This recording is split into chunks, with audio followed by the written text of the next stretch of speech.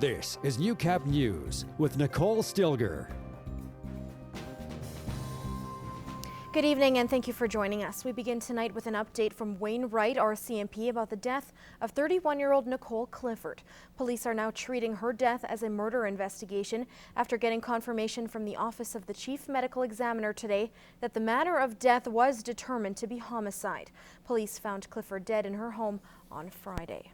And closer to home, the possibility of another asphalt refinery in the Lloydminster region is still on the table. Husky Energy is hosting an open house tomorrow for residents to learn more about the project and speak directly to Husky representatives. The proposed refinery still needs to pass both company and regulatory approval, but if the project goes forward, hundreds of workers would be employed. At its peak, we estimate that there'll be about 800 workers employed in the construction phase of the refinery. And once it's operating, we'd be looking at about 50 full-time jobs. Guttermson adds the new refinery would drastically increase current asphalt production. There's a growing demand in North America for high-quality asphalt, and the heavy oil in the Lloydminster area is ideal for producing that asphalt. So what we're looking at is a project that would essentially see us double our ability to produce asphalt, our asphalt capacity. The open house is tomorrow at the Lloydminster Exhibition Centre. It runs from 11 a.m. until 2 p.m. and 4 p.m. to 7 p.m. And the city's water woes continue. This time it's the system that drains rainwater out of Lloydminster streets, which is in desperate need of a multi-million-dollar upgrade. Adam McVicker tells us how a proposed new fee is expected to help pay for some leaky pipes. We all remember July 2016. A month of non-stop rain and thunderstorms in Lloydminster. Many of those storms caused flooding within the city, something Alan Capert saw as a much bigger issue than a few puddles. If we don't do some upgrading and make this water get through our city in a timely fashion, that we run the risk of flooding property. A 2012 study and 2014 master plan revealed the need for a number of costly capital projects to upgrade the system. There's about a $57 million deficit in our stormwater system because there's pipes that run throughout the city, lead out to the drainage ponds and those processes. So we need to address that. The upgrades would begin on the 5 structures at the Neely Edmonds complex. Then crews would work their way back through the system toward the city. The structures are functioning correctly at the size they're at. They're just worn out. They just need to be replaced. A proposed fee introduced to council on Monday would be a separate charge on all water bills, a straightforward option in the mayor's eyes. We could come to the taxpayer and say, hey guys, we need this much this year. I don't even know what that number would be exactly. And then next year we're going to ask again and continue to ask where this will be able to be budgeted in homes and businesses. The city is hoping to get the utility on water bills by sometime in mid-April. Now, 99% of properties in the city will see an additional $13 on their water bills, a maximum of $480 for larger properties like the trailer park. Now, these fees are expected to generate nearly $2 million to help build a municipal reserve. When we go to the federal government and say our infrastructure has reached its maximum lifespan and we can't handle this expense by ourselves, they're going to say, what have you guys done to prepare for it? We have allocated some money and that'll be there. They'll match it up and hopefully even gain on that. The stormwater utility bylaw still needs to pass second and third reading. Prior to that, the mayor, council, and administration will be on hand Thursday night for an open house at City Hall to get residents' feedback on the stormwater utility. We want to be proactive rather than reactive. Adam McVicker, Newcap News. With tax season upon us, it's time for everyone, including ag producers, to make sure that all their ducks are in a row. Gerard Lampow meets with a chartered accountant to get some timely reminders. I myself, I come from a family farm background, and my mom, she has a very limited knowledge in accounting to begin with, and I was able to teach her how to use the QuickBooks program. Ryan Dice has been with Leckie & Associates for 10 years. He says if a farm finds itself generating a lot more income, they should look at possibly deferring some of their grain sales to the next fiscal year. He says farms operate usually with a fiscal year ending in December. Farmers should be trying to plan as to what their net income is, like what their what their revenues are and what their expenses are for the year. Somewhere around October, November, and then they can start planning ahead for December, where they can maybe, whether prepay for chemical or prepay for fertilizer, seed, etc. When it comes to agriculture, there are many factors outside of your control. When it comes to tax season, those factors need to be catered for in your yearly planning. Farms generally use the cash basis approach on determining income tax. In agriculture, the outcome of the growing season remains the biggest gamble. Dai says you need to stay on top of your bookkeeping and know your gross income and expenses on a monthly basis. He says on the capital side, when purchasing large farm equipment, there's a catch. If you buy a tractor, you cannot deduct the entire cost on your tax return for that year, as it uses the capital cost allowance, which means you have to depreciate a percentage of it every year. So in the case of a tractor, it would be 15% in its first year. While most of these tips may apply for the next tax season, all is not lost for tax year 2016. They can still buy RSPs. RSP deadline, I believe, is at the end of February this year. And so they can buy RSPs to reduce their personal income tax. Gerard Lampow, Newcap News. Well, 338 women, one from each federal riding across Canada, will be traveling to Ottawa to take their seat in Parliament as part of an initiative to get more women involved in politics. Angie Mellon introduces us to the young lady who will be representing the Battleford Lloydminster area. I'm like on cloud 9 right now.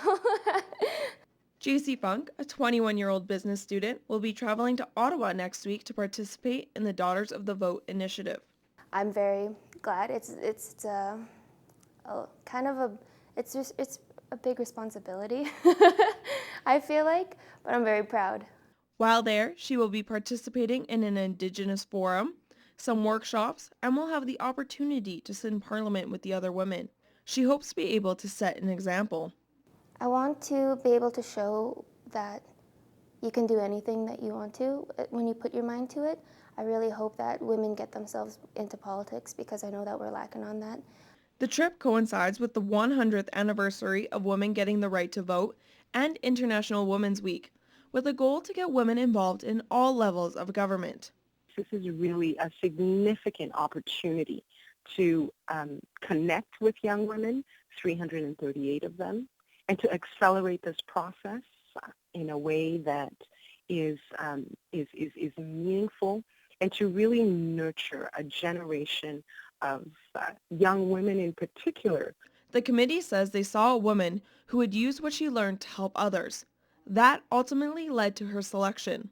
Her willingness to share what she would learn as part of this project, and really someone who we have identified, the advisory committee identified, as someone who we could see ultimately putting her name on a ballot.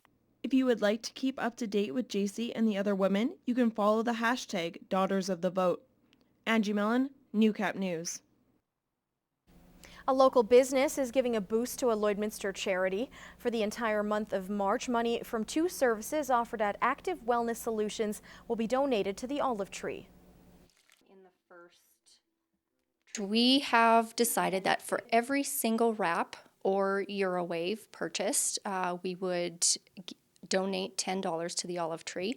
For every wrap package, Eurowave package, or combination package, we will donate $50. We're very busy right now with the downturn in the economy and the need, and so sometimes we're running in all directions, and so when someone calls us and said, hey, what do you need, it's very much appreciated. Shilly, director of the Olive Tree, says that at this time of year, food budgets run low.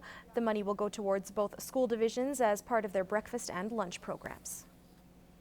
Well, 2 cats are featured in this week's Pet Project. Ingrid is a 1-year-old domestic short-haired cat, and Dale is a 6-month-old domestic short-haired cat. Here's John with the SPCA.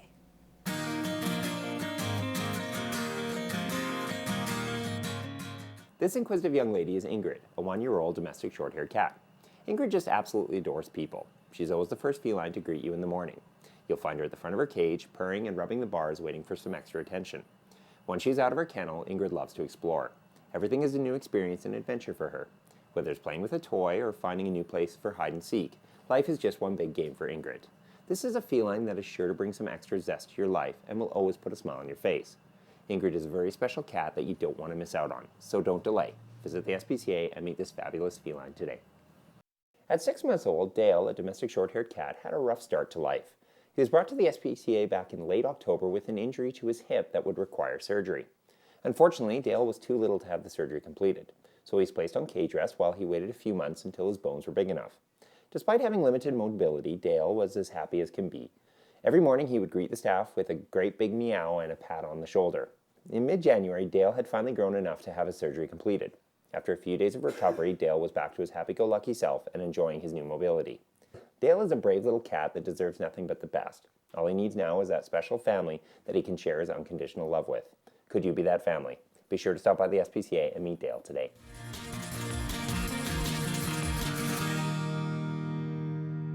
Since the 2012-2013 season, one Alberta Junior Hockey League organization has committed more players to the university level than the Bonnyville Pontiacs. The program has worked to send 38 players to the schools throughout the U.S. and Canada, and one of the latest players to sign with our southern neighbor is going back to the country he came from. Defenseman Jake Gresh has committed to the University of Alaska Fairbanks for the 2018-2019 season. The Avon, Connecticut native is in his first year with the Pontiacs and is looking forward to the chance to play D1 hockey while gaining an education. Yeah, I'm really excited to be given this opportunity. You know, it's been a lot of hard work over the years, and coming out here and playing juniors this year, not really knowing what to expect, and just a new organization with new coaches. So it was really, really great when I heard the news. Last season, Gresh played for Avon Farms, a program that has won 8 New England championships and produced many well-known NHL players. It was easy to see the benefit of adding a player like Gresh to both the Pontiacs and the Nukes lineups. He's a guy that's got elite foot speed and skill, and I think Alaska's getting a guy that can play on a big ice surface that they believe that can be a complete player. So he's an elite skater. He has the ability to hit the middle on breakout passes, and he has an offensive side to his game. And then I think the other big component for us is just he's a great fit for our culture up at the University of Alaska Fairbanks. Pontiacs have developed a reputation within both Canada and the U.S. of producing high-quality players on and off the ice, and both Gress and Largen see it.